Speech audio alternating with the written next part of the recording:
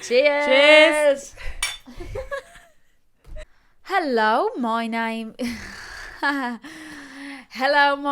Tilly. And my name's Connie. And together we are the Mindful Mates. And you are listening to the Elevated Table Talks. So here we are on episode number 2. We've sorted out our not being able to see us camera issue. It looks a lot better, actually. Yeah. I hope so. That was the only feedback. Went through the whole episode last time, not even knowing that you couldn't see us. Why did you do that? You know, we've even washed our faces for you. Well, I have anyway. Speak for yourself. I'm just kidding. We just want to start off by saying thank you to everyone who listened last week, who shared, who liked. Really appreciate it. Yeah. We got some good feedback. Mm-hmm. So we've got plenty in store for you and all. Yes. What's today's episode going to be about? Being in the now. So define that. Define being in the now. So you're not looking at the past. You're not thinking about the past. Not thinking about the future. You're just with us right now, and it's the best place to be. Yeah.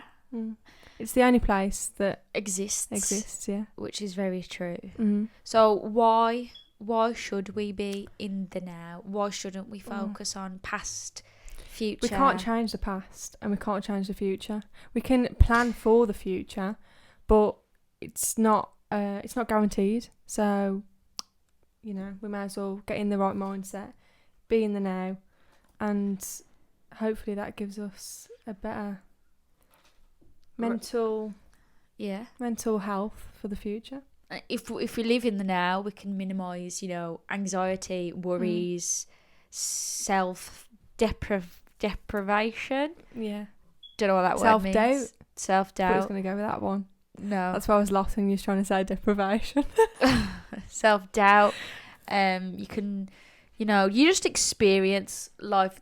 The cringy quote, live life to the fullest. Yeah. And when you're in the now, you are living life to the fullest. Because, you're not focused on anything else. You just, your mind's not anywhere else. No. And it can give you way better concentration and focus. Because if your mind's elsewhere and you're not in this present moment, then your focus, you're not here. Yeah. Like someone throws a baseball bat at your head and you're deep in thought, it's just going to whack you on the brain. It's a long journey. You can't just be like, right, let's be in the now, and then all of a sudden everyone's like a professional. Oh yeah, I'm just going to be in the now. That's it. Mm-hmm. Because I work on it all the time. Yeah, it's like, an ongoing. I have times where I'm like, I'm definitely not in the now. Mm-hmm. I think it's just about having the awareness of trying to ground yourself again. Yeah, and when you're aware of you, so if you're deep in thought and then you become aware that you're deep in thought, that's also a way to that you are in the now. As soon as you realise that you're deep in thought, you can snap out of it like that. Yeah. It also, you can access more of your creativity in the brain because when we use our brain so much for random thoughts, then obviously we're not going to be able to access it for all the good stuff. Because it just gets so exhausted on like pointless thinking. Yeah, so you can access some stuff. You also can become stress-free because the reason you're stressed is because you're thinking about what might happen. Yeah. Or what did happen. Yeah. But stress, I think, mostly comes from not like what might happen, and it's not happening yet, guys. So like if it's happening, if you're stressed in the moment and it's happening, that stress is happening right now, then you can work with it. You just have to accept it. Yeah. And then be a witness of your own mind. Yeah, accept it. Because you are not your mind. You are your mind. You are your mind. You become more grateful for what you have because you're not constantly thinking about what you might have or what you used to have. You just, with what you have now, you can learn quicker.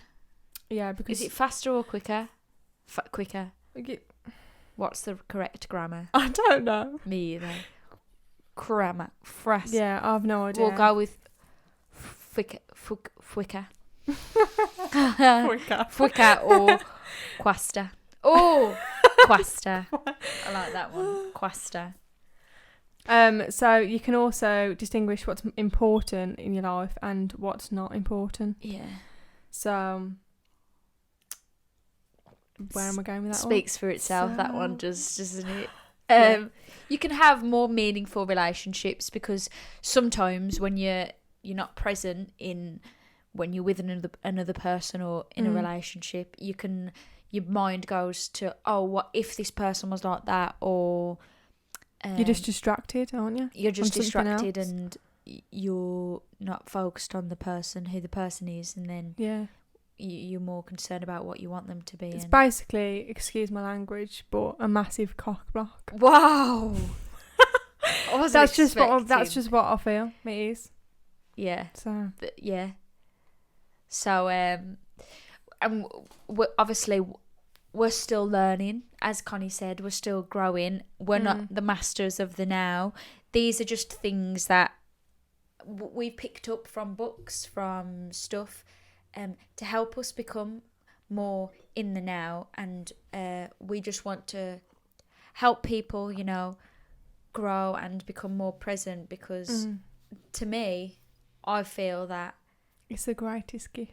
Yeah, and you can eliminate most of the bad, quote, things in your life, or your worries, stress, from being in the now. And it's what has helped me personally.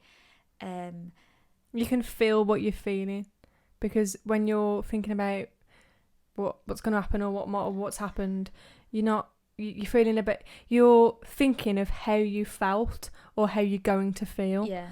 So, but that it's not gonna. How's that gonna help you move forward? Like, you might as well just. And I think we've touched on this, but the thing that stops us from being present is the mind. Thoughts. I was gonna say ticker, but that's for the heart, isn't it? I've never heard People that. say that ticker is because it's ticks. Oh. Ignore me. Okay. Yeah, but people say, okay, no, okay. The mind can be a good thing, when you use it for mathematical sums. That doesn't apply to us. Speak for yourself. Really? No. I get the old calculator. So living in your thoughts, past, thinking, oh, this happened, this, defining yourself by the past. Yeah, like if something, for example, traumatic's happened to you, and then you, like, right now, identify yourself as that trauma. Yeah, like what happened. Yeah. And you're just stuck in that, Yeah. that bubble. Maybe we should do a whole episode about trauma one day. Yeah. So we won't delve too deep into that. But not segueing. today. And then the future, you're constantly thinking, what if this happens? You're making imaginary ideals in your head of what might happen, and mainly they're negative. Yeah. Like most of the time. My experience, they're negative. They're always negative. And that can cause anxiety. So why shouldn't what is so bad with thinking? Because some people be watching this and they'll be like, yeah, but thinking's good. So why is thinking bad? I read a little quote. Go on. This isn't quote for quote, but from The Power of Now. So we label people who say they hear voices in their head that they need to see a psychiatrist. Yeah. And then also, if you see someone on the street who's talking to themselves out loud, people think they're crazy. Yeah. But when really we're all talking to ourselves. We're allowed to do it. Yeah, like we're allowed to do it behind closed doors and talk to ourselves in our heads. But yeah, as soon as someone decides to, right, I accept that I'm talking to myself, say it out loud, and then all of a sudden there's a big bash label on you. Yeah. And you're like, oh great, I'm in a psych ward. So why are they labelled as crazy? And when mostly everyone else in the world is having the same conversations in their head. Yeah. Because that voice is in my head. It's in your head. Yeah. Yeah. Why is it never looked into? It's constantly comparing, judging, So, labelling, describing. Psychiatrists saying that as soon as it becomes a problem, like as soon as it affects your physical, like your life, and maybe your physical being like how your health, then that means it's got to have a label on it. That means you've got a problem. I think sometimes it's something to do with chemicals and stuff and the way your brain's wired. Different chemicals release different things and whatever. So, but I think it's mainly when we see people talking to themselves out loud and they don't have that barrier where it's in their head. Yeah. They're called crazy, but... I've got an example. Go on. It's not a massive segue, but... Segue. When I was in Thailand, and I don't know whether anyone's been, but it's the Big Buddha Phuket, and it's self-explanatory. It's a massive big Buddha in Phuket. And when I say massive, it's like huge, and there's a massive staircase. I want to know. I need a visionary. Okay, I think it's in a picture, so I think it helps. But there's a massive... No, I need... What? I'm about to explain. Like, height-wise, how many houses... Okay, there was shrines inside the Big Buddha. Like, there was a hole underneath the Big Buddha because the foundation of it was that big. Okay. Does that make sense? Yeah. And there was this huge staircase that went... whatever you call it outside. Staircase? Yeah. All the way up to the top. It's a massive hill, and then you go round, and then you go all the way to the top, and it's got like different things as you go up, like different scenic points and stuff. And then there was this one lady, so me and my sister was walking up and, you know, taking in all the views and the people and, you know, everything going on. And there's this lady, and honestly, she looked so happy. She was on her own, and she had not a earphone, she had a headset on, like a headphone. Headphones on, and I knew that she was like chanting mantras, but Kylie had no clue what it was, and a few other people was just kept on looking at her thinking like she's mental, because she wasn't just saying it quietly. Like, okay, one, she was on her own, so she wasn't talking to anyone, and two, she was just shouting them like really loud, and it was really obvious. And everyone was looking at her, and that's an example of people talking to themselves, not necessarily to their mind, but out loud chanting. And there is benefits to chanting the mantra as you're going up the staircase, because the shrines at the top and the shrines everywhere, and it's a really spiritual place. So I can fully understand why she was doing it, and even I was doing it in my head. But whether I was not doing it out loud was maybe because I was insecure, or whether I just didn't want to do it, I'm not sure. But yeah, everyone thought, they was all looking at her thinking she's mental. She's off a rocker, she is. Yeah, because if I'm walking down the street and I'm because sometimes I sing out loud if I've got my earphones in when no one's around, people, if they see me, they're like, what's she doing? Oh, this isn't normal. But then I'd only be singing in my head if I wasn't singing out loud. So why is it so? And then why do you leave it when there's no one about for you to sing out loud? Yeah, exactly. So that's one reason why it's a bit strange that people are like, it's got to be really open. Like, for example, that lady, she's loving life. Yeah. So you don't need to second look it, because she's enjoying herself, and that's it. Another reason we've habitually become identified with the mind, and our thoughts are on autopilot. So sometimes we're not aware that these thoughts are going on, and most of the time these thoughts are destructive, negative, and harmful to us, because we're just letting these thoughts be thoughts and then letting them on autopilot, and then these aren't good for us. We're attracting all the bad that these thoughts are. Yeah. So if you spend a day, an hour, and write down all of your thoughts, you will realise that the majority of them are negative. And it does, your thoughts do have an impact. Look, they're all on a frequency. So it reacts with I read an article, I don't know the links, but I just know that it reacts with every cell in your body. And if it's obviously reacting negatively, it's something to do with ions, whatever. But it will manifest into something physical, and then so say it puts your chakras out of balance, and then it manifests into something physical, and then it becomes an actual health condition. So I think if you're, for example, got bad skin or something's come up or anything like that, I don't know, bowel problem, you're constipated, or anything as small or as big as that, you should look right back down to what your mood is half the time. Your emotions. Yeah. A lot of the time. How you're managing it. So if you're really sad, sometimes the thoughts that you're having are the cause of that. So if you're struggling to find, if you're struggling with your how to manage your thoughts, look at your emotions, and if your emotions are not good, then go back to your thoughts and to try there. That's a good route. Which is why meditation is really good, because you can learn so much about yourself, and it's all happening inside. So if you essentially block everything that's going on around you and literally just focus on being in the now, then you're going to learn so much about what's happening rather than having distractions.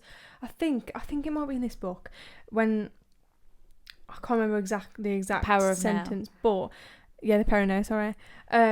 Entertainment, I don't know whether you sent me something like entertainment. We need it in our lives because it distracts us from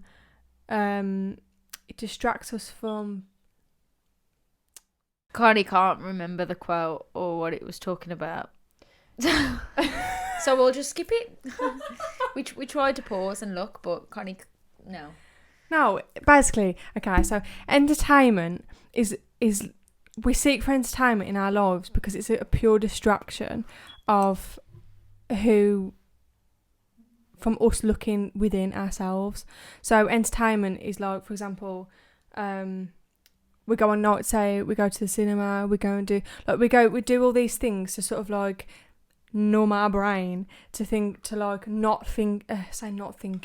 not being with ourselves, not listening to ourselves inside, because it's just easier. When they say ignorance is bliss, it is really bliss, because we don't have to feel with what's going on because we've got all these distractions at hand. Yeah. So that's the best I can explain. If I find the quote, I will find the quote. But we'll put it in the description. At the moment, I cannot find it, and it was really good.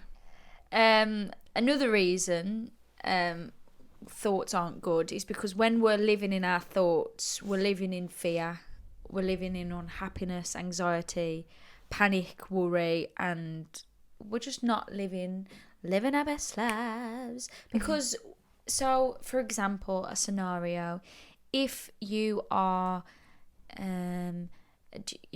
you've got I don't know where I'm going with this. So if you're worried about something happening which has not happened yet, it causes anxiety, and then you're constantly thinking about that.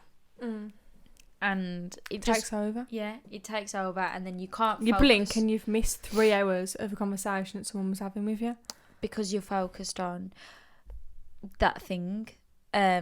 We miss so much happening around us. So like when people say, oh, I feel like my life's going by in a blink of an eye, and I'm like, because you're so focused in your brain that you're not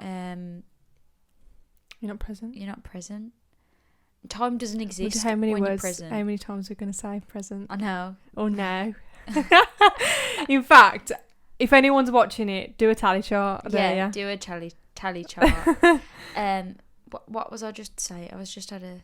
Time doesn't exist. Time is like a human thing. Like, I'll ask my dog what time it is. He probably doesn't know times. He just... So time is a human thing, and... that we've put in place to give us like structure, order. Yeah, order. But it doesn't exist. Just because it's there doesn't mean we have to follow it like it can be useful. So say if you've got like an appointment at 7:00, like time, you're not going to turn up at 12:00 and be like, right, I've got an appointment. Yeah. It can be useful. Stand at the desk. Time doesn't exist. But when we focus so much on looking forward to something that's going to happen in 2 weeks, or looking forward to something that's going to happen in a month, or looking forward to the end of your shift, or the end of this podcast, I just joking, then it can be damaging because you're not focused on what you're doing now. You're focused on that time that doesn't even exist yet. Examples of getting in the now and feeling. No, let's present. do examples of what? our own experiences. So That it would links into it, though, doesn't it? When we're not in the present. no, yeah, when we've each experienced a time when we've not been present, and Okay.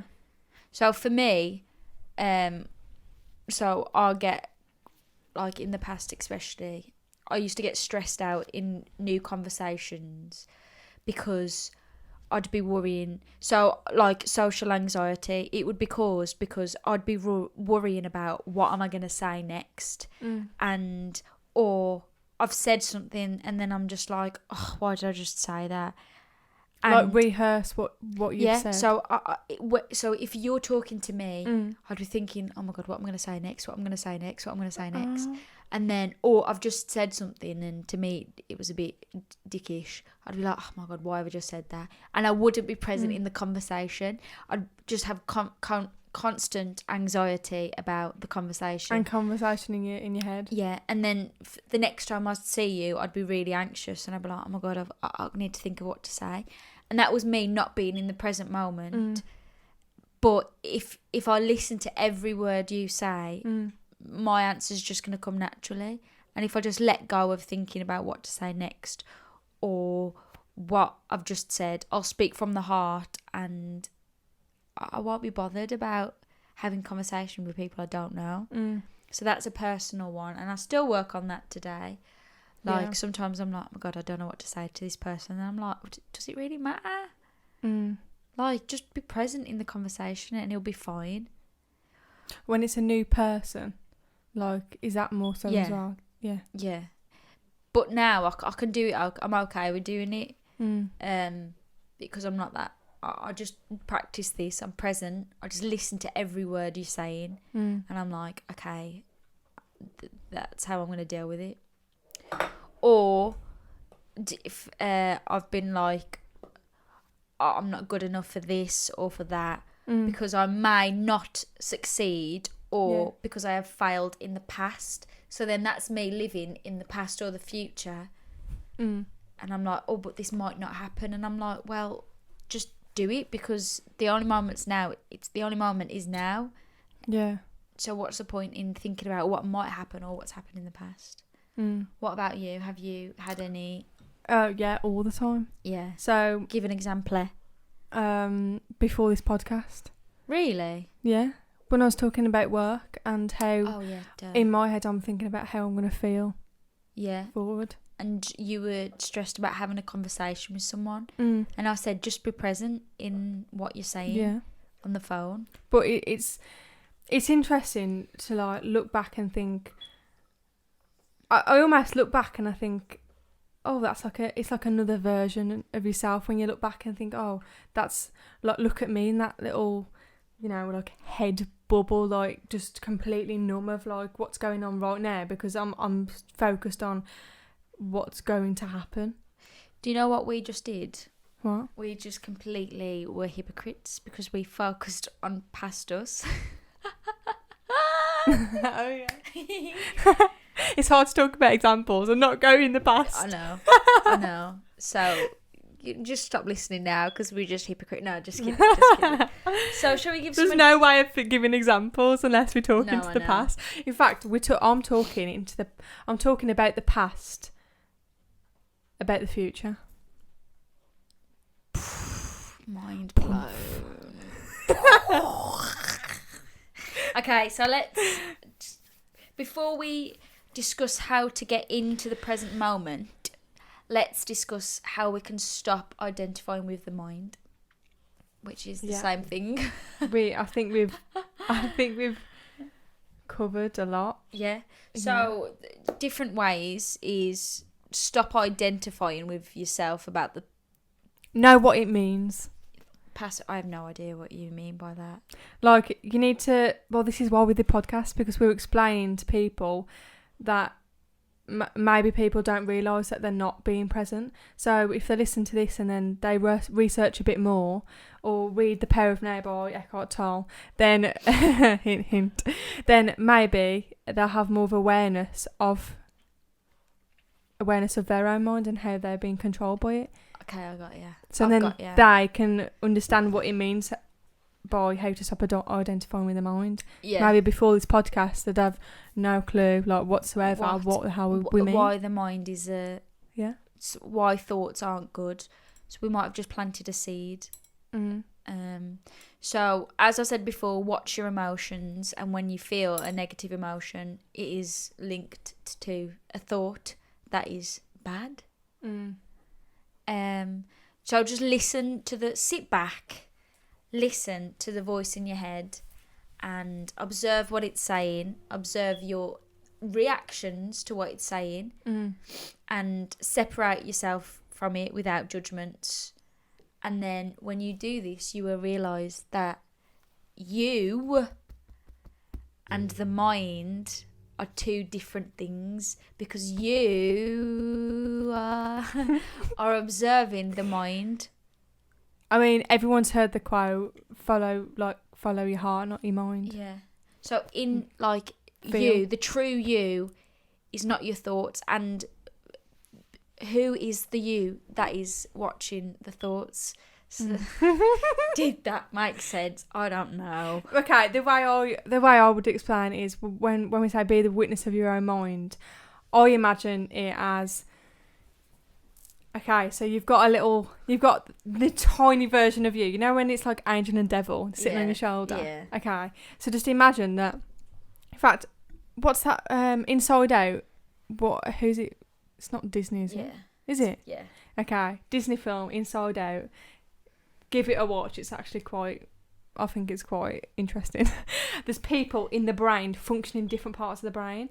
Where if you just imagine... I wouldn't say they're people. They're just emotions. Well, they're animations, so...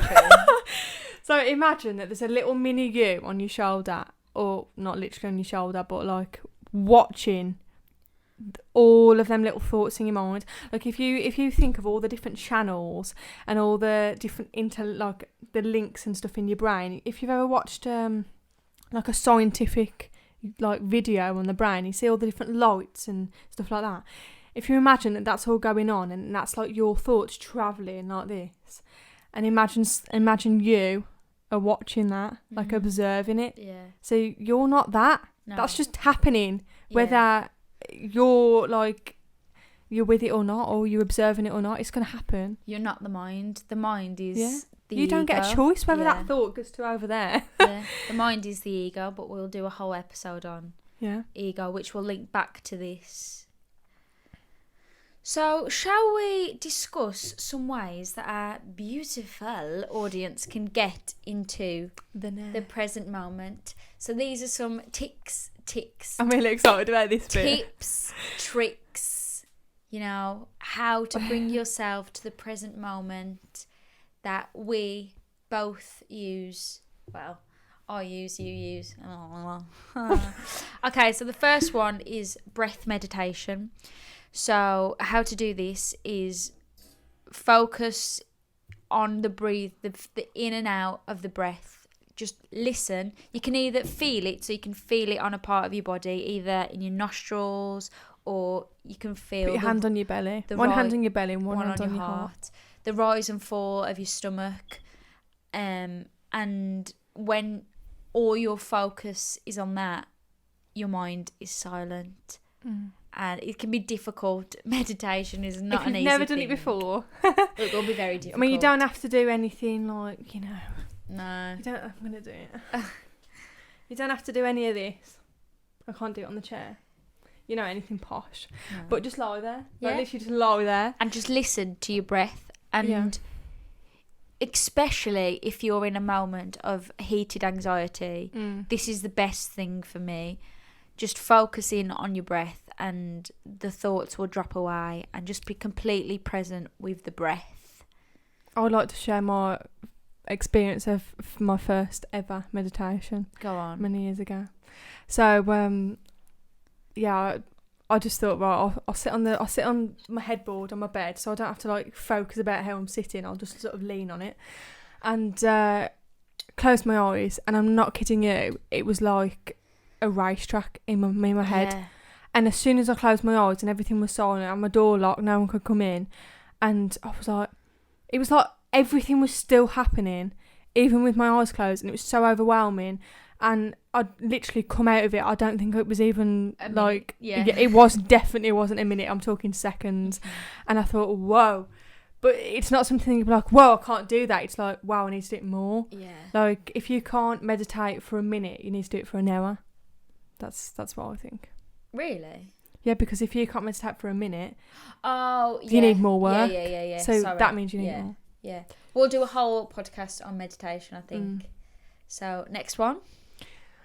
In fact, whilst we're on breath meditation, shall I bring in the Ajari breath? Yeah. Whilst we're on it. Do you want to? Do you want to do that in the full meditation video, so you can talk more about it? Up to you. Cock. I mean, whatever. Okay. No, I mean, it won't. To you. Okay, I'll do that then. If it's relevant to this, then it's just it's gonna segue a lot more deep into it. So maybe if you want to do a separate one, okay, that's fine. Well, because then you can really get into the juice of it. Yeah, because because Connie gets carried away. This podcast is hoping to be what, an hour? Yeah. Not two. Go on. Okay, so my favourite thing ever, massage and holistic treatments. So for me, receiving the treatments gets me in the present moment. Why? Right there. Okay. And giving people massage and holistic treatments, because that also gets me in a zone, which I love, because I think that's why I love doing the job, because it's just as much for me as it is for the person, which I think is really good. Yeah. So why does it get me? Why? Why? Okay, so why does it get me into the present moment? So why does it get me into the present moment and into the now?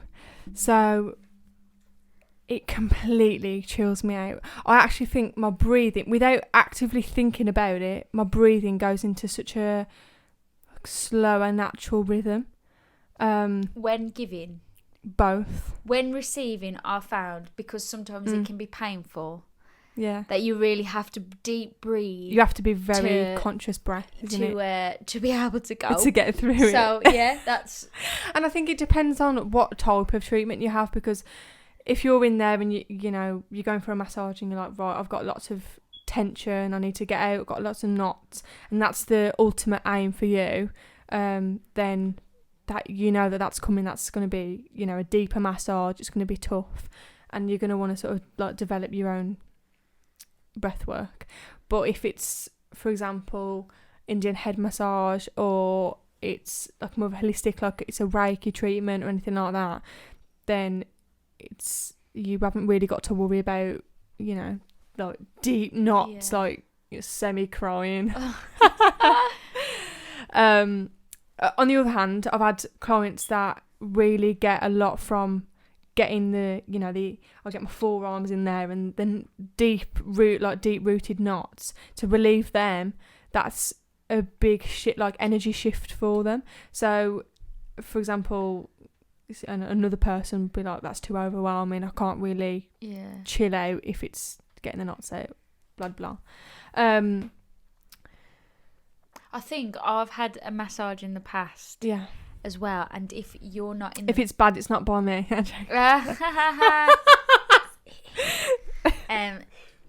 And if the receiver is not in the present moment, because you're thinking about, because I was thinking, was like, oh my God, I feel really self-conscious.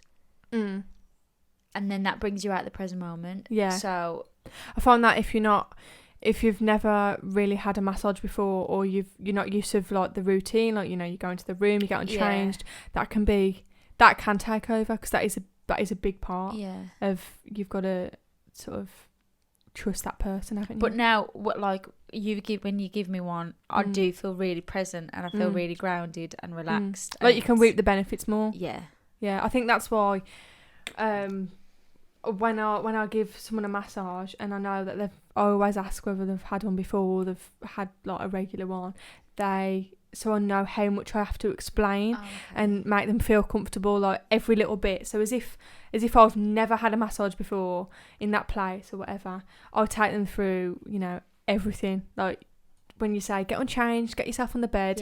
How do you get on the bed? What do you get unchanged? Like how much do you take off? Where do you put it? Yeah. It's all of them questions that sometimes I forget if I don't ask whether they know, because as soon as you close that door, like, they're probably just standing there like, I don't know what to do. Again, if that person wouldn't be in the present moment if they're worried about, because they'd just wait for you to come in and ask. Yeah, there's a lot of like layers to it. So if you were in the present moment, then you'd be like, I don't know what I'm doing, but that's okay. I'm not going to get anxious about it. I'm just going to breathe. Or if I don't know what I'm doing, let's ask. Yeah.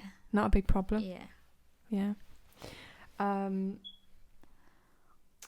For example, I had a reflexology treatment before, and if none of you know what reflexology is, so it's a massage to the feet, but every part on your I don't know whether to say foot or feet at this point. Every part on your foot relates to a different organ and different part of your body. So by massaging that point on your foot stimulates a different part of your body. So it can clear and detox that part. And so it's not like a general relaxing foot massage. It can be, if you've got a lot of, say knots, when I say knots, I mean it's a lot of like build up or a blocked chakra in the body. So if you've got that, if that's a problem and that's why you've gone into treatment, then it can be really intense. Like, I wouldn't say painful. It's definitely on a level. I have to get my breathing right, because when I had that, it was just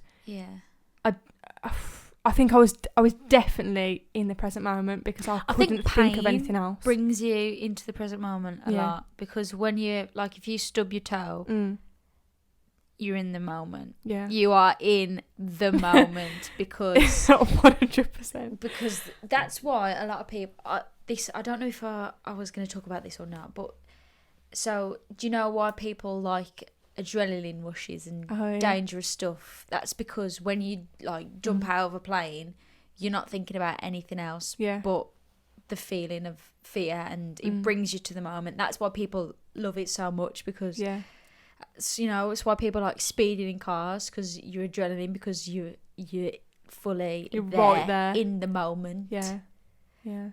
And that's, I think too, when people have hobbies, and that's why you love massaging so much, because it's something that brings you to the present moment. Or for me, when I'm acting, I can't think about anything else, or I forget all my lines and everything. I have to be in the moment, and that's why I enjoy it so much. So I think sometimes things you do, so that's where you want to be, isn't it? So I really want a massage now. I know, me too. I'm going to ask you for one after. And also, a big thing when you're having massages is the oils that are used. Now, a lot of people don't think about this. They're going for a massage and they just think, oh yeah, get rid of the knots, tension, blah, blah, blah. And they have, you know, unless you've got allergies, whatever oil the therapist has. But if there's an option there for a different blend of oil and different essential oils in that blend, you know, talk through the therapist with it. Because if you're feeling a certain kind of way, or maybe you suffer with depression or anxiety, and you go for an oil blend that's got a certain essential oil in, it can actually make it worse. And is that a word?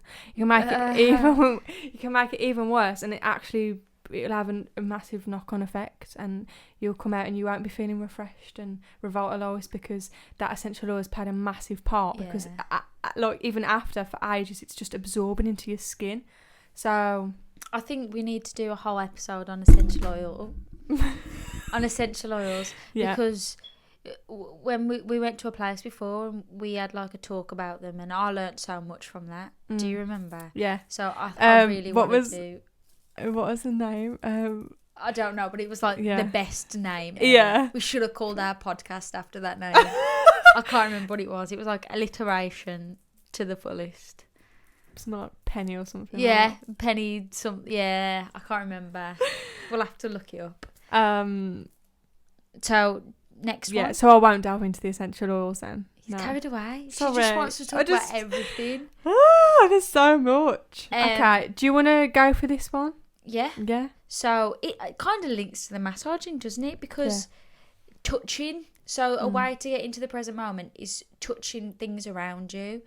So, for example, if I pick up this glass of water, I've completely focused on the feeling of like the coldness, the feel of the glass around my hand, the weight of it. Or if like this was a podcast from Oprah, she walked up and down he says it in the book, but Oprah said this is when she does it. She walks up and down the stairs, and as because when you're walking down the stairs, it's like a mindless activity that you just do and you don't pay attention, you know. But walk up and down, feel your feet go up every step. Feel like the muscles in your legs, like contracting. Yeah, and just like with everything you touch, just feel it, and it really brings you to the moment because you just focus completely on the feel of these things. And it's really nice because I just touched that glass and I was like, wow, this glass feels really nice. So do it if you've got a cup of tea with you now, pick it up, completely like feel it. Don't like label and judge it and be like, oh, this is hot, this is cold. Just feel the sensation of it. And as you're drinking it, like and feel like it. water on your skin if you're in the shower or if you're swimming outside or just in a pool. Things you don't really take like you take for granted. Like, or when you get into a bed and it's cozy, just completely feel it, and that really brings you to the now. When you get into bed, if you relax everything from so if you start from the top, you can do all of that. Start from the bottom or the top. And just relax everything so your shoulders are going in and your jaw is like, your tongue is coming from the roof of your mouth, and then your jaws relax, and your head, and then literally just work all the way down, and bliss. Yeah. I feel like I want to do that now. So, that's a way. I think that's an extra point of what we were saying. Like, physically go. And grounding, touching the earth. Yeah. Go inside your body and feel everything, like relax your head, your temples, everything. Just go around your body and relax, and it'll bring you to the now because you're relaxed. Go on, next one. So yoga. Sorry, that needed a clap. So if you go for a yoga class, or if you've never done yoga before, tends to be a quite hectic timetable, but you've got quite a few different styles of yoga. You've got yin yoga, which is you hold certain postures up to 3 to 6 minutes, so you're more able to go deeper in that posture, which means you have to get your head in the right place. You have to have a conscious breath and be in the present, because you need to feel everything that's loosening. So a lot of yin yoga, I feel, is in the hips. It's very like hip openers, and if you're not feeling everything, every single thing that's just bowing down and like relaxing and like touching the earth, then I don't know. You might I feel like I find it really uncomfortable if I don't. Yeah, because you've in your brain you're like, I want this to end. When is this going to end? Get me out, like that. And then if you're not present with it, your brain is just constantly going, get me out. I don't want to feel this. Like, you need to just bow down and like enjoy and then every second. When you are in it, you're like, wow, this feels amazing. And then afterwards you're like, wow, I just did that for 6 I minutes. know. How did I just hold But that? once you've done both sides of your hips, it's like, Yeah, you feel Oh. really yeah, it's just open. the best feeling Mhm. ever. And so another one, you got Hatha yoga. So it's more physical. It's a mixture of, I say, yin yoga is a mixture of being on the mat and standing postures. But I don't know, a lot of yin classes for me tends to be on the mat. So I'd say Hatha's a lot more your standing postures. You're not holding them for as long as yin yoga, so you've got to be on the ball with it. Again, with your breath, your core body temperature is gonna like increase a lot more than yin yoga. So you need to be with your breath. It'll definitely get you in the now. Yeah, and you've wrote here that that yoga helps you accept like your emotions and feelings and mental distress in that moment. Yeah. I don't know where I was going with that, honestly. I just felt like I needed No, to because interject. say before the class and you've got so much going on, I don't know, maybe you've had an argument with someone or disagreement, or you've worked long hours and you're stressed from that, anything really. You go in there and then you do that. For example, you've done an hour yoga class where you've fully been present and looked in and accepted the feelings that you're feeling. And once that class is gone, most of the time I'll walk outside and I do hot yoga. So when the cold air hits me, it's like whoosh. Like I just feel like a new woman. I think the difference between like exercise and hardcore HIIT workouts and yoga is the breath. Yeah. Because that's the thing that does like really Guide bring you into the now. And doing it slow and, when you're doing HIIT workouts, you're like boom, boom, boom, like get through this. I feel like it's more pushing through like the boundaries that you've got in your mind. But with yoga, you're listening to your body. So if something doesn't feel right, take it down a notch. Yeah. It's not about pushing and getting past this like limit. It's just listening. If you walk into your yoga class and all of a sudden you just feel like, no, this is not for me. I don't want to get on my feet. I don't want to do this. Yeah, a lot of yoga teachers say, just lie there. Lie there for 1 hour. Be with yourself. That's yoga. Yeah. You don't need physical. Physical's just a guide to help us get in that moment. It just really just... It really just does bring you to the present moment. Like no matter, and sometimes it can be difficult. And I think when it's most difficult is when you're not in the present moment and you're not willing to let go and accept to just be in this moment. Yeah. But I think if you're having a bad day, it does, or like you've had an argument, as you said, it does just clear your mind. Yeah, completely. It's like a refresh, and it puts your body into a detox state. Yeah. So don't go home and get your Big Macs out because that's not good for you.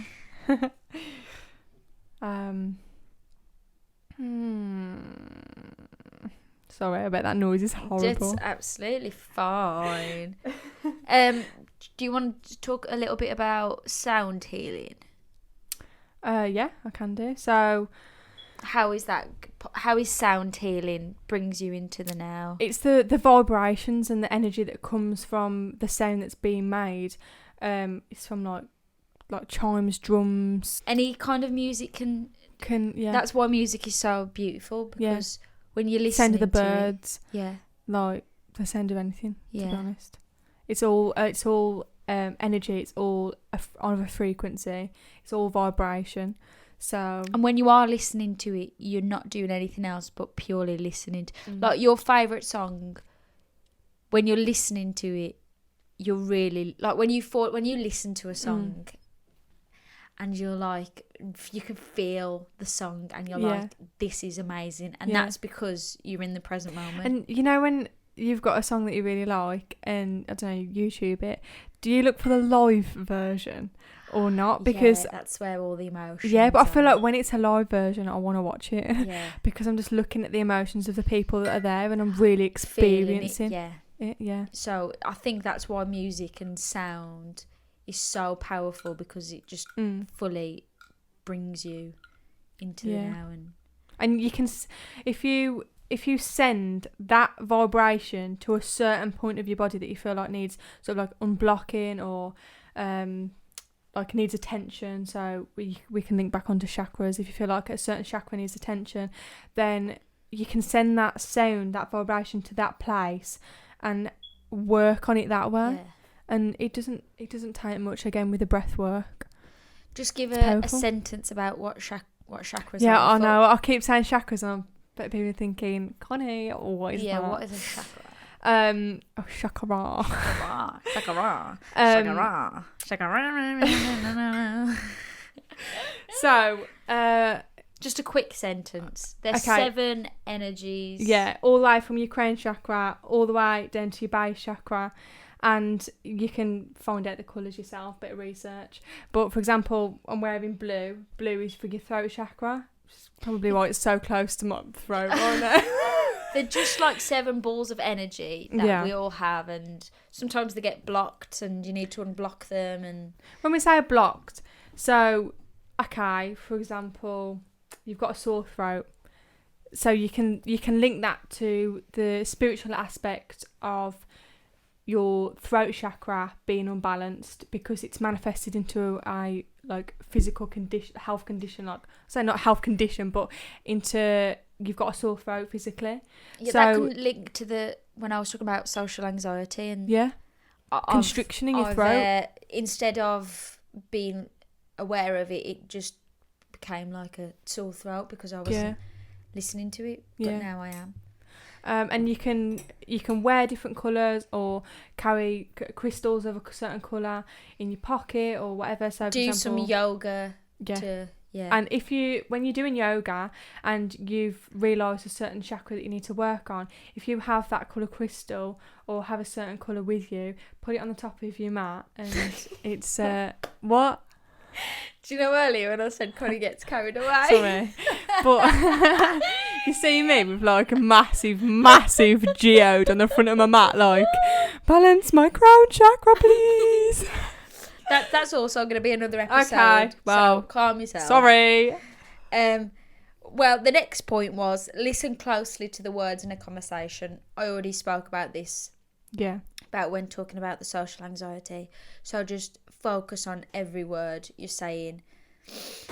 And just listen to them completely. Just listen to everything what they say. Unlike I do with Connie. Jokes. Okay. Meaning of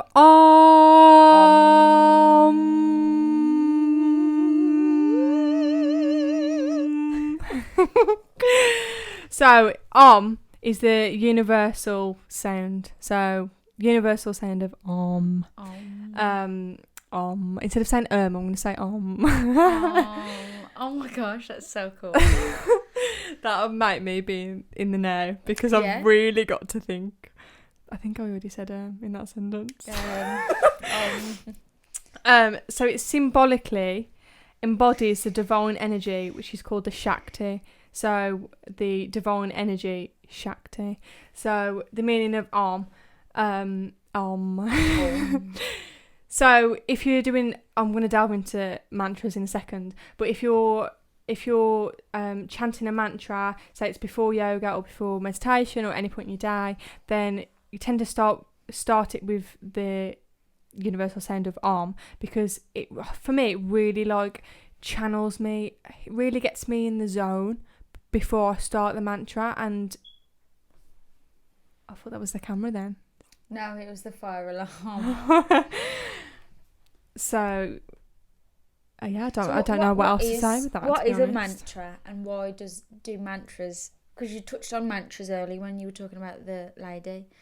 Why do mantras bring you to the present moment? I need to sort that out. So mantras are basically recited prayers. Yeah, the recited prayers, and you don't have to be quote religious or believe or not believe or anything. You don't need to put yourself in a box, because you don't need to say if I'm not I don't know, Hindu, Buddhist, whatever. You can't Sikh, whatever. You can't do a mantra. You were just, sorry, Tilly's adjusting my mic again. Now I can't see the laptop. It's a good job I know the mantras anyway. So I'm going to start with a very short mantra. Explain first why they bring you into the now. Okay, they bring me into the now because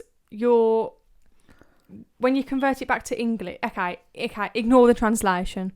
When I chant a mantra, I'm talking to the universe. I'm like back and forth with. I'm like talking. I think maybe it's like the breath work. You're really, when you're saying these words, you're focusing in completely on these words, these feelings, what they mean. Sometimes it's not always the meaning, like the translation, like the meaning of the mantra. It can be how it's chanted and what tone it needs to be chanted in, and for that it just puts you in. It just balances me and puts me in that moment. Like, for example, if I'm feeling a certain way, I pick and choose what mantra I do. Sometimes I don't want to do an extremely long one because that requires a lot of effort. Like, for example, if I know I'm off by heart, I'm just going to do that in general in going about my day or in the car. But if I'm like, for example, learning a new mantra, then I have to be not even more in the now, but I have to be in the now for that because I need to know the tone and the way it's said, and you do need to sort of know a little bit of a meaning about it because you're manifesting that, you're saying that out loud to the universe, so whatever you're saying out loud is going to come back. So I guess you law need of to know attraction is always in action. It's always in action, yeah. Do you want to give us a little one? Okay, so you've got Om Shanti Shanti Shanti, which is, Shanti means peace. So don't get confused with Shakti. Okay, so Shakti is a divine energy. Shanti is peace. So Om Shanti Shanti Shanti. So Shanti Shanti Shanti is the mantra, is the prayer. But and then when it's the mantra, you're going to put Om at the front of it because it eases you into it. And you don't just say it once, you don't just go Om Shanti Shanti Shanti. You can do it a bit slower, and you're going to say it like multiple times. And I've got here, so it's recited 3 times for peace in the mind, the body and the spirit, which is really nice because it covers all 3 aspects. And you know, people say everything comes in 3s. Yeah. Whether it's I see it as good, not bad. Yeah. Like if it comes in 3s, it's good. I think, I don't know, I guess that links a little bit. Mind, body, spirit. You say in 3s, it's numerology. Yeah. So it's important to say it 3 times. Yeah. I'm sure. I don't think you're gonna get bad luck if you say it twice, but you know, I've never tried it. And a lot of the yoga classes that I go to do it at the end of the class. So you're sharing peace with the students and you're emitting that to the rest of the world. I mean, we all want peace. That is the ultimate peace and love. So you're giving out good vibrations to the world. Yeah. That's beautiful. Okay, should I go straight on to the second one? Or I think we're a bit short on time, camera-wise. Okay. Well, the second mantra, you can research it, so it's the Gayatri mantra. It's a very famous mantra, and if you research it, have a little look at the translations, and on our next podcast, on a meditation podcast, I will delve into it. Is that the next one? Okay, that's... Well, we've shut off half of my segues because of that, so it's going to be after going that one now. Okay. And it's my favourite one, guys. So. Oh, okay. So you're saving I'll save it. So yeah. So mantras I've got a lot more to talk about. Really just bring. Oh my god! Wait. Here she goes. Wait, I've forgotten one of the main things because you know it's written far down. This this beautiful bead. If you want to see where I'm going, if you scroll down. Yeah, I know you just cut off my part, but no, we'll go back. But this really links in, fine. so I can't. Okay, so Marla beads. So you've got 108 beads. So there's meant to be like a little. Okay, Connie, take a deep breath. Sorry, I'm getting really excited. Take a deep breath. Come on, take a deep breath. Am I talking fast? You're just stumbling over everything. Okay. Go. Maybe I should have done that away from the mic. ASMR. Carry on. You made me thinking of massage videos now. Don't think. You know when they're cracking and it's like ASMR videos. Chiropractors. Oh. Wow. Oh, yes. Anyway. Marla beads. So I got this bad boy in India.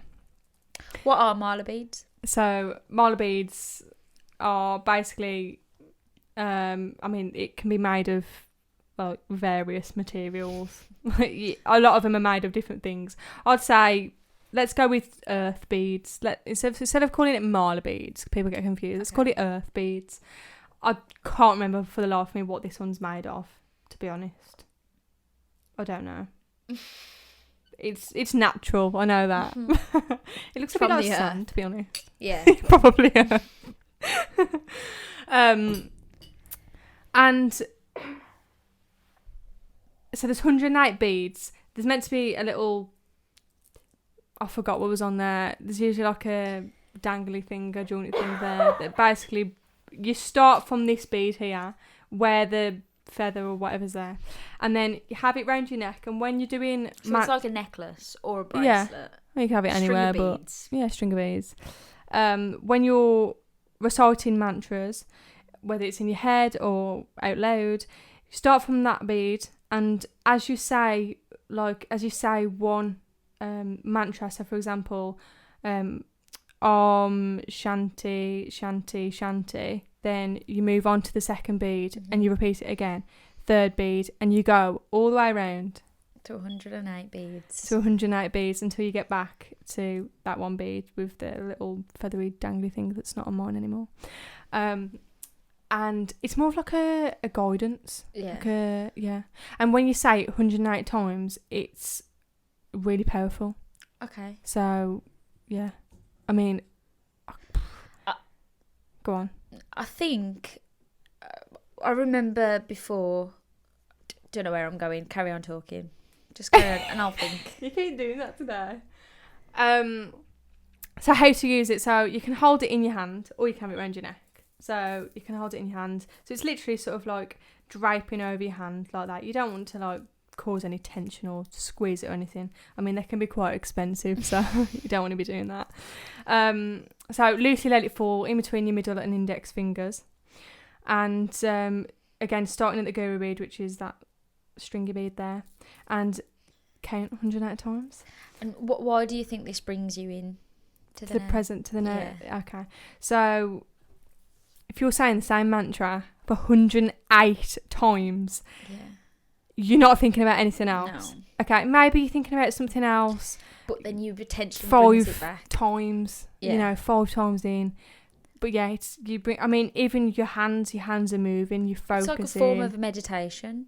Yeah, well, that's what it is. Yeah. And you're going all the way around. So I'm pretty sure by the time you get to the 108th time. You are in Okay, so for example, you've got the, sorry, I am just going to quickly say it, the Gayatri mantra.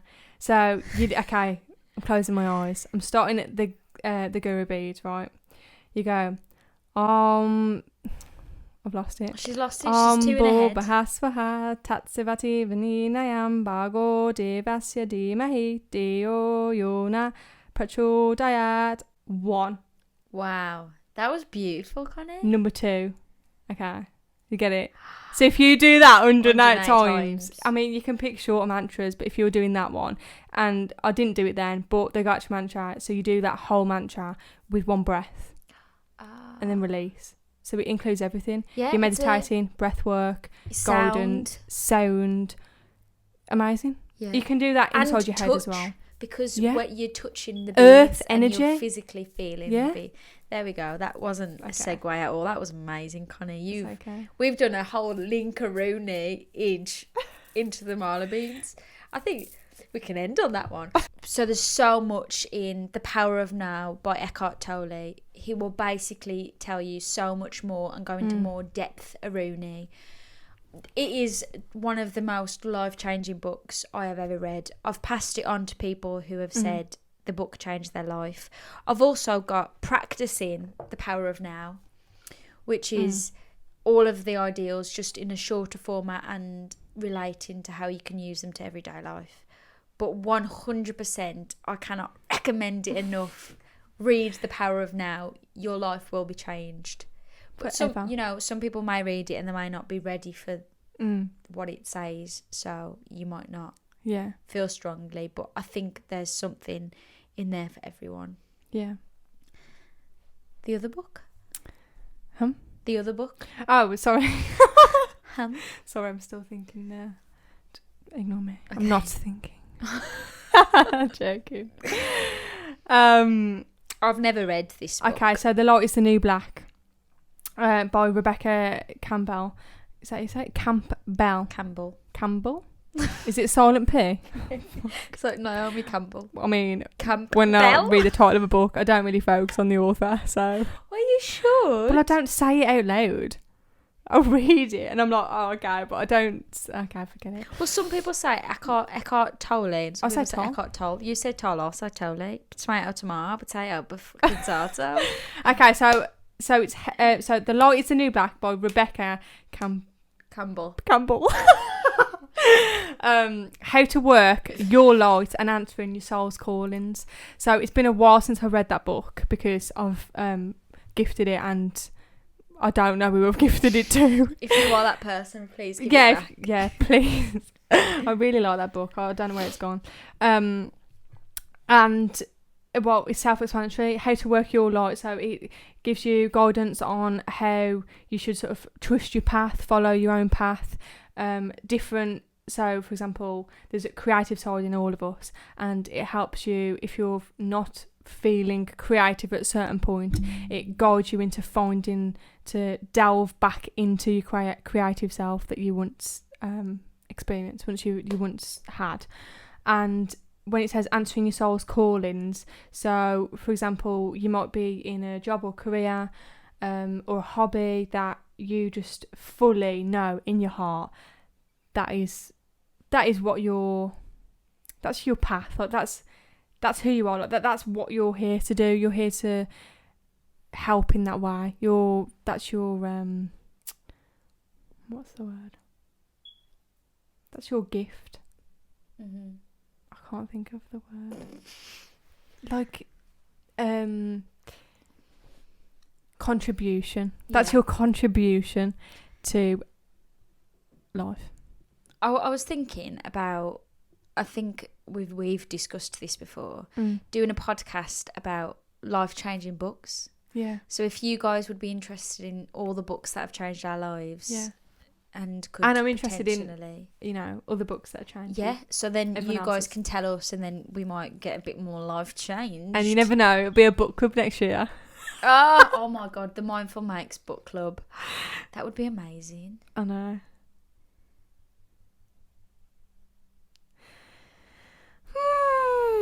I think we need to wrap it up, so I'm going to dodge half of this stuff that I really want to talk about. Tilly won't let me. Oh my gosh. Do you want to skip to quotes? Yeah, let's go to quotes. So here are some quotes that, well-known people have quoted about being in the now and how important it is to be in the now. So we'll take it in turns to say one. So, be happy in the moment, that's enough. Each moment is all we need, not more. Mother Teresa. Yesterday is history. Tomorrow is a mystery. Today is a gift. That's why we call it the present. Alice Morse Earl. I love that one. That's why we call it the present, as in a wrapped up present. Yeah. Yeah. Make me all mushy. I will never think of the future. It comes soon enough. Albert Einstein, one of the smartest man known to man. I love that. The secret of health for both mind and body is not to mourn the past nor to worry about the future, but to live in the moment wisely and earnestly. Buddha.